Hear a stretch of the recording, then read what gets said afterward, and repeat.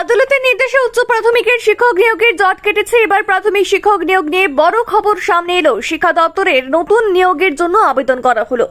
রাজ্যের প্রাথমিক বিদ্যালয়ে নতুন শিক্ষক নিয়োগ প্রক্রিয়া শুরু করতে শিক্ষা দপ্তরে আবেদন করেছে প্রাথমিক শিক্ষা পর্ষদ। বুধবার প্রাথমিক শিক্ষা পর্ষদে গিয়ে পর্ষদ সভাপতি গৌতম পালের সঙ্গে বৈঠকের পরে একথা জানালেন প্রাথমিক টেট 2022-এর চাকরি প্রার্থীরা জানান 2022-এর ডিসেম্বরে পরীক্ষা ও 2023 সালের ফেব্রুয়ারিতে ফল বেরোনোর পরে কেটেছে প্রায় 2 বছর।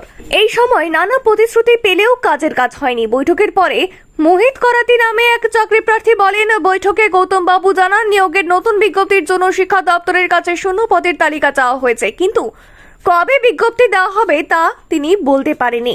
বিজ্ঞপ্তি বেরোনো পর্যন্ত আন্দোলন চলবে। প্রসঙ্গত উল্লেখ্য, শিক্ষক নিয়োগের নতুন বিজ্ঞপ্তির দাবিতে 2022 সালে টেট পাস প্রাথমিকের চাকরি প্রার্থীরা মঙ্গলবার শিয়ালদহ থেকে ধর্মতলা পর্যন্ত মিছিল করেন।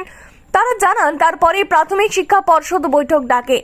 এই নিয়ে পর্ষদ সভাপতি গৌতম পাল বলেন, চাকরি প্রার্থীরা নতুন বিজ্ঞপ্তির দিনক্ষণ জানতে চান। সেটা এখনই দেওয়া সম্ভব নয়, তবে একদিকে যেমন সরকারের কাছে শূন্য পদের তালিকা চেয়েছি, তেমনি সুপ্রিম কোর্টে জানিয়েছি আগের নিয়োগ প্রক্রিয়া সম্পন্ন হয়েছে। এবার নতুন নিয়োগের বিজ্ঞপ্তির অনুমতি দেওয়া হোক। সুপ্রিম কোর্ট অনুমতি দিলে নিয়োগ প্রক্রিয়া শুরু হবে।